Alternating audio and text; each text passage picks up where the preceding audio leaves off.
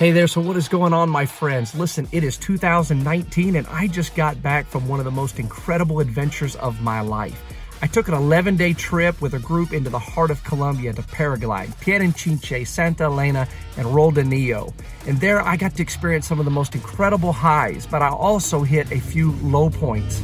And I decided to document it in this video. So kick back, relax, come take a journey with me. Let's go to Colombia.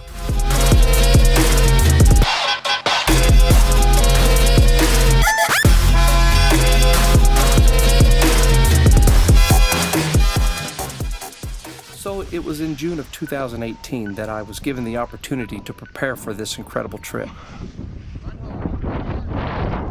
I began by purchasing an airline ticket and acquiring throughout the summer the necessary gear for free flight. I then spent the rest of 2018 training and prepping for this trip. So this is me training for Colombia. It's June 30th, 2018, and on a training hill, practicing high wind launch. It's got to be 95 degrees out here. I'm hot, I'm tired, and high wind launch on top of a mountain is definitely not for faint of heart. Make you work out. Training's in progress. Colombia, I'm coming to you. 6 months. The adventure was to take place in January, which is typically the harshest time of winter, giving me an opportunity to escape the bitter cold and to enjoy the tropical climate along the equator. Hey, well, good morning. It is Thursday, January 17th, 5 a.m. in the morning, and here we are at the airport. It's Colombia time. The trip began with a full day of flying, only it was the kind where someone else was piloting. A total of 4 flights from Fort Smith, Arkansas, to Dallas, Texas, and then to Miami, Florida, where the whole group of 14 came together for the final leg of the journey. Aaron on the phone.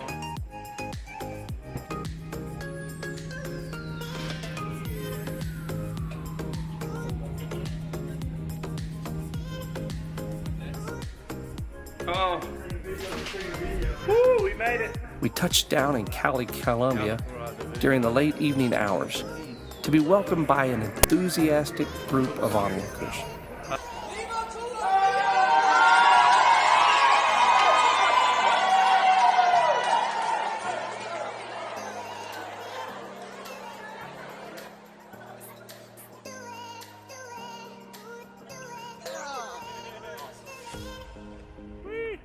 A half-hour bus ride got us to our first lodging area, Siga La Vaca, where we would begin with 2 days of warm-up flights. Hey, so it is midnight on Thursday night, January 17th. We have finally made it in. All 14 of us have arrived. We are here in Colombia, ready to fly. Meeting at 7 a.m. tomorrow morning, so getting all the gear packed up, ready to go, take a quick shower, hit the bed.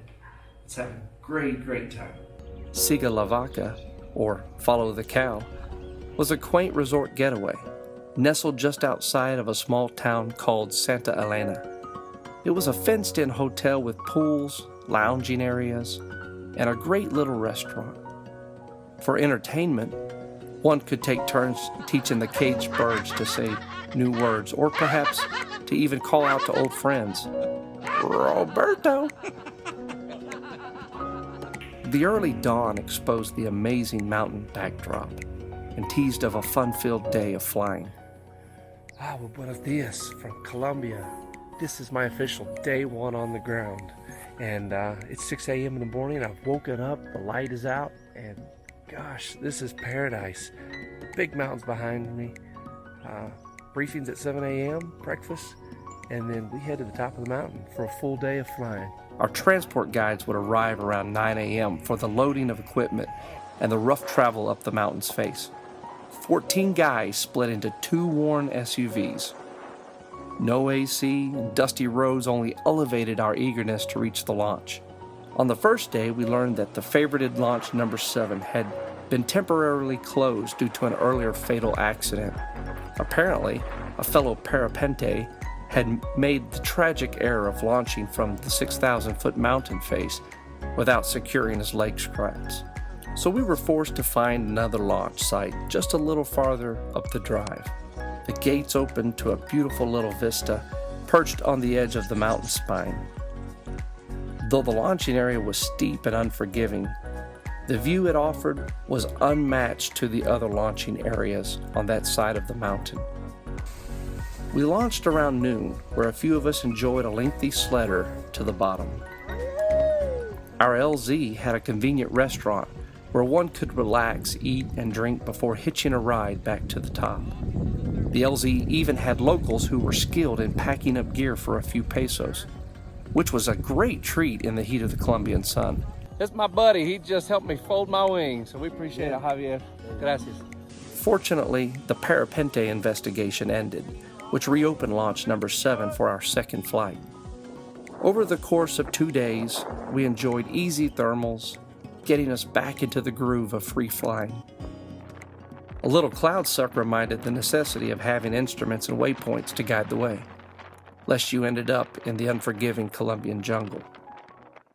By day 2, we had taken our first small XC flight to land back at the freshly cut Hotel LZ. It was there that we learned to be mindful of the valley winds and the strong midday thermals.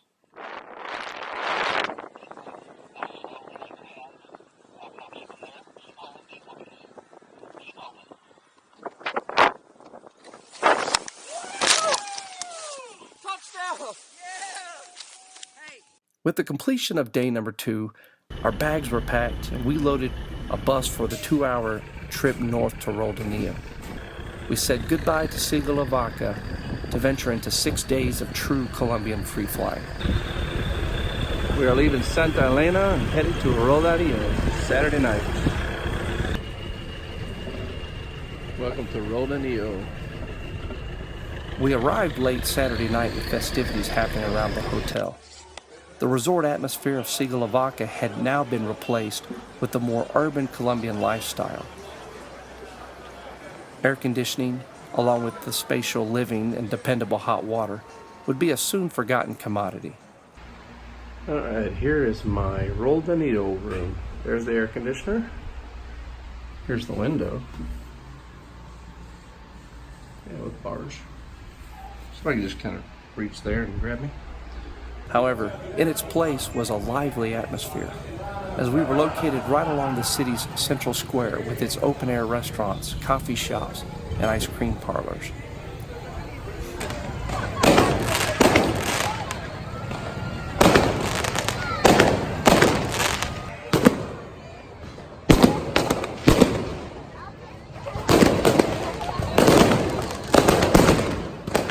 This is exiting the hotel.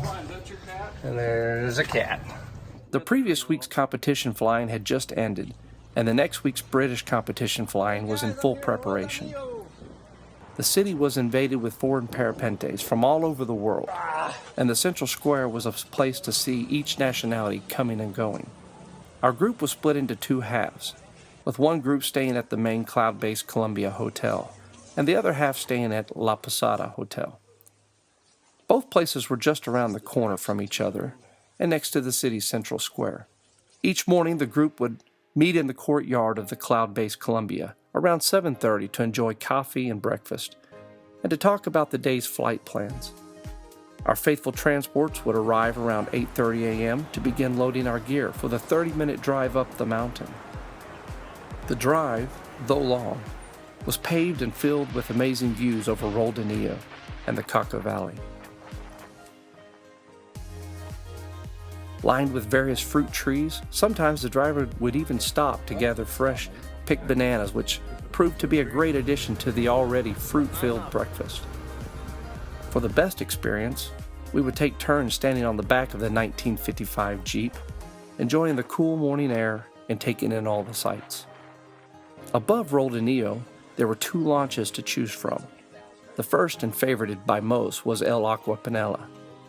It boasted a wide launch area where multiple gliders could set up and launch at a time, along with plenty of trees in the rear to shade from the sometimes hot morning sun. This launch site hosts all of the competitions and is the general site for most flyers visiting Roldanillo. The downside to the launch area is that it can easily become sucked in by clouds, and its lower elevation makes for a more skillful glide to the first thermal sites. One misjudged turn could leave a pilot behind high voltage power lines, scrambling for a mountainside emergency landing. Just ask 2 of our group members. The second launch site, and the place we chose to make our introductory flight, was called El Pico. It was a smooth-surfaced knob conveniently placed high on the mountain. Its location made for easy gliding to the known house thermal and power line thermal. The downside was the many spectators and pilots made for a cramped launching pad. After a wing would come up, a pilot only had a few short steps to make the decision on whether to abort before facing the steep drop-off. The site also offered no shade from the morning sunlight. The popularity of winter flying in Roldanillo and the impending week of competition flying meant that launch areas would be crowded with pilots, gear, and spectators. It was very common to see machismo at its best, with 2 differing nationalities arguing over position, space, and launch order. It became easy to trip over someone's lines or to step on a wing, which would result in a sharp tongue lashing or a degrading of one's country of origin. If I could only count how many times I heard someone yell, "Typical American." Navigating the launch area was only half the work.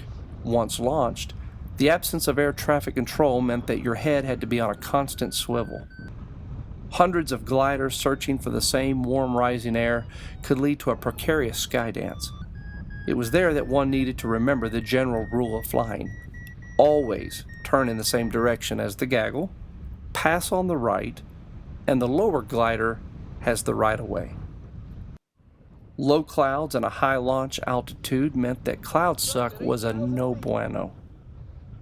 If one found themselves in the whiteout wonderland, instrument navigation and the old hoot and holler method took effect. So where to land? The known bailout LZ was conveniently located on the south side of Roldanillo and at the foot of the mountain. It was the perfect place after an easy morning sledder or for anyone simply wanting to play around the easy house thermal and ridge spine thermals. The LZ offered a quick pack and hike back to the hotel. However, for anyone landing after 1 p.m., it was strongly discouraged due to the strong ocean breeze that would come sweeping across the valley during the midday. In the end, settling for the yellowish fields meant landing in sugarcane fields that had been cut. Though there were still some annoyances with dead cane stalks tangling the lines, this option proved to be the safest, the cleanest, and the most suitable areas around Roldanillo. Imagine what one must look like gently making spiral approaches to a farmer's field. This sight was fascinating to nearby kids and adults alike. A field that appeared vacant from the air could quickly become a gathering place for locals after a pilot landed. Because of this, we always kept candy and toys to give to the little ones. I learned to never discount a child. They were great for showing the best way out of an area and to help carry bags. They also brought lots of smiles. Wherever it was decided to land, we were always faced with the challenge of making our way back to town. So this is the not so fun part about flying. When you land in parts of Colombia, and the only reasonable field to land in is off a ways, I got a canal here. Can't cross that. There's big sugarcane fields. It's like 2 canals.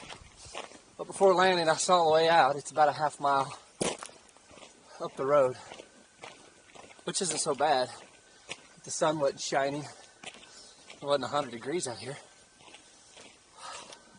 It's my exercise. It was nice. A man and his 4-year-old daughter stopped by, kept me company, talked to me while I packed up my wing, but apparently there wasn't enough room on the motocicleta because they didn't offer me a ride. So here I am walking. Is it worth it? 100-degree heat, walking? You bet. Why? Because it was just a few minutes ago that I was up there 7,000 feet above the skies of Colombia, dropping in. Who else can say that? That makes every day worth it here. I'll walk 1,000 miles to be able to do that again. There are two main highways that run north and south. One is located on the east side of the valley, and the other is on the west side of the valley. If a pilot can make his way to either one of these highways, it is almost guaranteed that a transit bus will be by shortly and will conveniently provide a smooth ride back to the central square in Roldanillo. Landing near other cities might require making multiple bus connections, but overall the process of returning is simple and cheap. Only a few pesos will pay for a ride.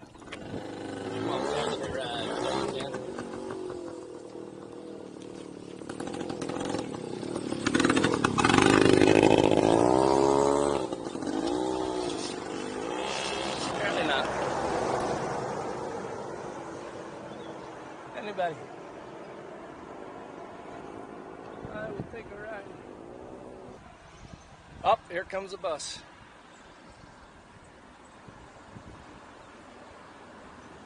Hey, they're picking me up. Bueno, bueno.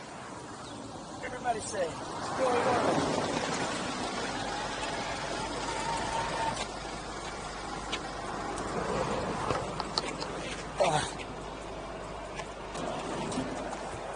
¿Dónde están?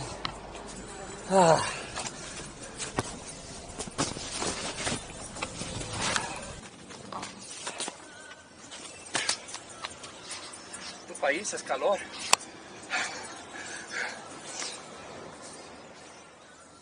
Of course, there are other ways of getting back. The locals. It is not uncommon for a friendly Colombian to stop his motorcycle and offer a ride back to the city. Usually, the purchase of a Coca-Cola will pay for the ride, and you get to practice up on your Spanish conversation skills. Yeah! What's up, buddy? The first 2 days in Roldanillo allowed us to get comfortable and acquainted with this great flying location. But day 3 in Roldanillo would soon realize our worst nightmare, and it would change the course of this trip. Hey, I'm in Roldanillo still. This is day number 5 for Colombia. And today I get to take my 170th flight. We awoke on our trip's 5th day to different skies. There were noticeably less clouds on this day, meaning that the sun began baking the ground with more intensity. The new members of our group decided to launch the more skillful El Agua Panela site. The majority of the group had planned a northerly route along the mountains, crossing the valley at La Union. As with every time before, I found myself lagging behind the group, trying to get myself to cloud base before I risked traversing the large gaps in the mountain range. For a brief time, I thermaled with my instructor, Britain, who quickly raced ahead, bridged the gap to the rest of the group, who were continuing to move north to La Union. After I cleared a cloud, I could easily see La Union, and was attempting to close the ground on our group who had turned east to begin the valley cross. Our instructor had noted the strong thermals coming off the mountain peaks and warned us about them. Shortly after, I saw the distinguished color of one of our group members' wing. There was no doubt. He was in trouble. The wing spiraled as he descended from a high altitude. A clear, reserve, reserve was commanded over the radio waves, but from my perspective, the reserve never came.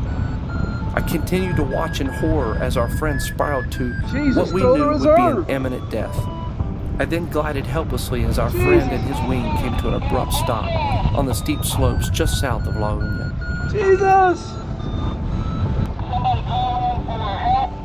Another radio transmission confirmed that our friend could not be seen moving, so a desperate attempt to descend began. Normally, a free flyer would welcome thermals to keep his glider soaring high and far, but in this moment, it became a fight to get on the ground. The intense sun had been baking the ground, which made getting down seem impossible. From the moment of the incident to the time that most of us were able to land was half an hour. Then came the race to pack up gear and find our way to the crash scene. Thankfully, some of our group had taken earlier landings near Roldanillo, and they were quick to hear our radio transmissions. They worked quickly to scramble emergency response from both La Union and Roldanillo. The steep terrain and the 105-degree temps made for slow rescue efforts. It took 1 hour from impact for our most athletic group member to reach the downed pilot. For 60 minutes, we believed our friend was dead. Imagine the fresh motivation we got when it was announced that our friend, though badly injured, was still alive. A massive rescue effort was mounted from both the top and bottom of the mountain. As rescuers ascended, another group set up a winch and cabling system from the top. It then took over 5 hours to slowly hoist our buddy to the top of the mountain, where an awaiting ambulance was ready to transport him to the hospital in La Union. Day number 5 ended with a lot of uncertainty, but also with a lot of thankfulness and reflection for the life of our dear friend and the unique abilities of our group's members. I awoke on day number 6 with the knowledge that I would not be flying on this day. Instead, I traveled 2 hours by bus to Pereira, where our friend had been relocated during the night. There he would undergo a CAT scan to determine the extent of his injuries. The event had obviously altered the vacation flying, but it had also opened up an opportunity to further explore the country, to speak the language, and to find adventure in other ways. Along the way, important decisions had to be made. For example, when the hospital staff tells you that exiting the doors of the hospital and going into the city streets is only about 80% safe, but your stomach is screaming that the risk is well worth the reward. Day number 6 ended with me back in Roldanillo and news that our friend not only survived, but suffered no broken bones. In the next few days, he would recover enough to walk out of the hospital and grab a flight home. I awoke on day number 7 with some apprehension, but with the determination that I could still get in the air and free fly. Well, good morning. Buenos dias. On day 7. It's been quite the week. We didn't fly yesterday due to everything that was going on. I think I'm going to try to get back in the air today, even if it's just a short flight, sledder down the hill. I'm going to try it again. That's what I came here to do. So that's what we're going to do. Choosing to launch from the less crowded El Pica, I was hopeful for a gentle day of flying. I would soon learn that this day was a lot like the previous day, with stronger thermals requiring a higher bump tolerance. Oh man, too much wind out here. All right, this may be my last time flying in Roldanillo. It's been good, it's been real, it's been experience. I've seen some dangerous stuff, seen some fun stuff. Definitely have experienced bump tolerance like I've never felt before, taking at least 2 collapses.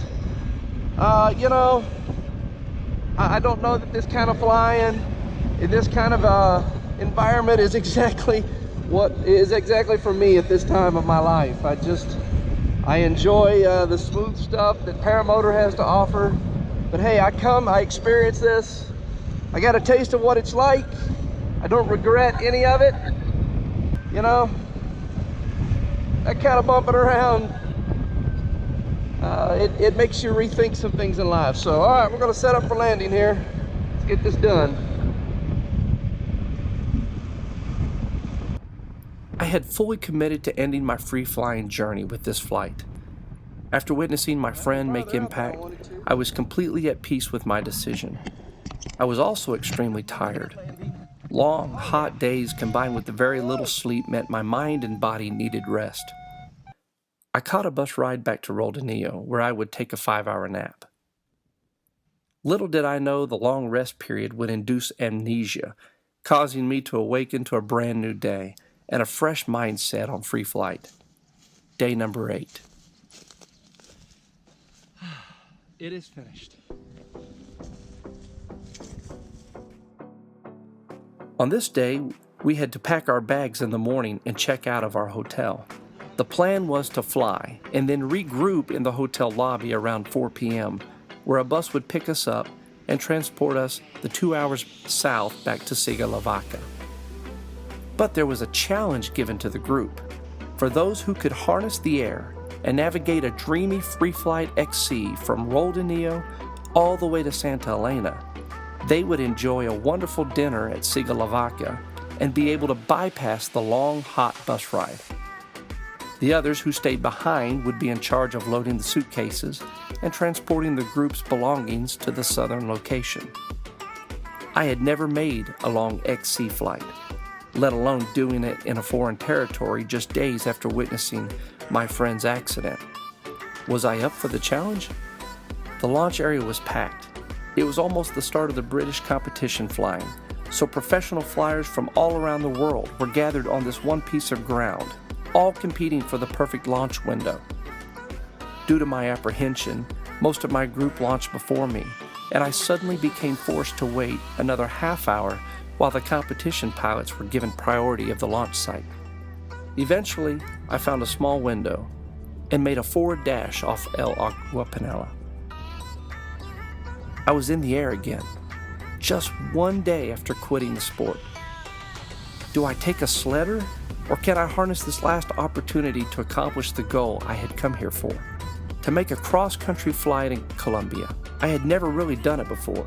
In fact, other than the short flight to the hotel in Piedechinche, I had never left the mountain thermals or even attempted a flight across the valley.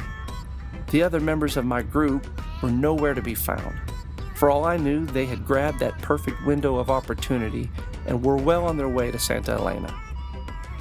I began with the house thermal and the powerline thermal, finding it hard to obtain substantial lift. Reaching cloud base here became unattainable as I was forced farther out on the mountain's spine. It became a now or never moment. I would either find the thermal here or I would be forced into the bailout LZ, thus making my last flight in Roldanillo an unremarkable sled fest. I scratched and I fought for any sign of usable lift, eyeing nearby pilots who were successfully turning upwards. Within a few minutes, I was able to work the warm rising air all the way up to 7,000 feet. All right, we just made it to 7,700 feet. We are crossing the river. Crossing the river just east of Roldanillo. We're headed to South Sarzal. First cross I've done. Here we go. I looked out east across the valley and saw other gaggles of pilots working thermals underneath a perfect cloud line that stretched all the way to the city of Sarzal. Now was the opportunity. So I tucked my arms in, added a little speed bar, and I made my way eastward. The numerous pilots made the thermals visible and increased my confidence in my ability to free fly. I jumped in and out of spiraling gaggles until I neared the city of Sarzal.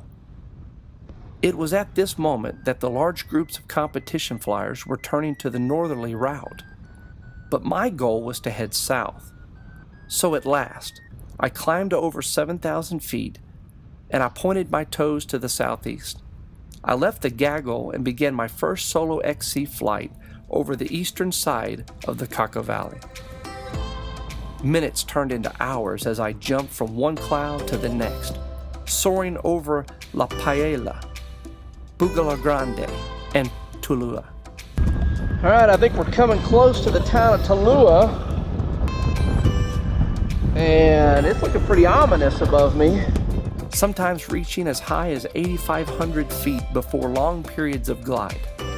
The farther south I went, and the more time passed, the harder it became to find those big thermals. I had traveled over the eastern side of Tulua and was forced to navigate around a small area of restricted airspace. This move pushed me up into some sketchy terrain and away from the good cloud lift. I was then forced with a decision. Either move farther back into the mountains in hopes of finding thermals from their peaks, or to stay closer to the valley, the nearby highway, and risk sinking. I decided for the safer route and the one that wouldn't require multiple days of hiking out. With that decision, I began experiencing less thermals and soon found myself sinking closer to the ground. After a last-ditch effort to locate any thermals from the small mountain peaks, I was forced to turn west and glide down to the edge of the valley. Fortunately, as my glide ran out, I found myself directly over a small turkey farm with a nice grass-cut runway strip. I made an easy landing halfway between the cities of Tuluá and Buga. And though I hadn't made the complete XC flight to Santa Elena, I was elated in knowing that I had accomplished my longest XC free flight. I had flown for 3 hours and 10 minutes, simply on the thermals over a foreign territory. What an accomplishment. And to sweeten the feeling even more, I learned that on this day, I had outflown the rest of our group. Well, everyone except for my instructor, Britton, but he doesn't count. At least I still beat him to the hotel. A local farmhand named Choco eagerly met me in the field. All right, Chaco? Chanco. This is Chanco, who just graciously helped me pack up my gear. I have landed, I've landed south of Tuluá and north of Boga. Come off these mountains, got too low, the sky went blue, had nowhere to go. Luckily, I found this small airstrip. He says they use it for remote control airplanes. So he come running, helped me pack up. Now he's helping me carry my gear. Awesome. Hola. Hola. Helped me pack my gear and gave me a ride on his motorcycle to the highway where he flagged down a Very bus. lucky Chaco has a motorcycle. He's giving me a ride. Within no time, I was back at Siga La Vaca, relaxing and awaiting the rest of our group to make the bus ride from A little Roldanillo. slower. Why? Because we out-exceed them. Hey, my brother! Woo! Maybe they don't hate me too much.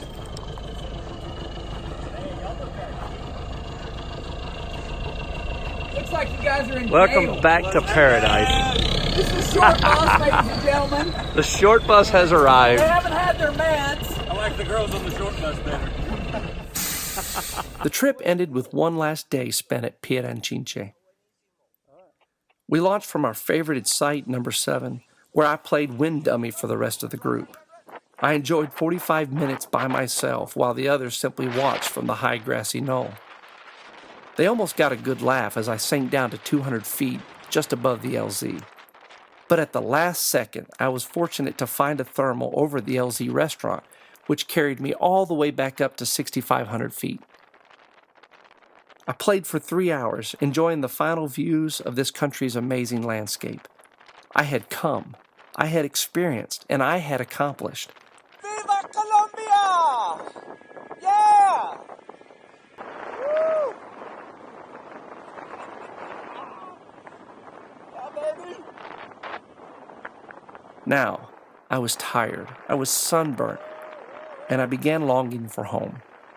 I took my last small XC flight away from the mountain, aiming my sights on the Siga La Vaca Hotel, where I would land, ending my 9th flight in Colombia.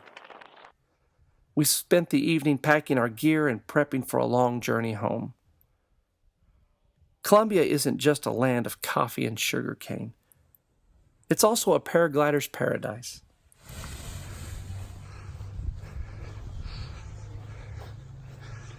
Congratulations, Britton Shaw. Huh.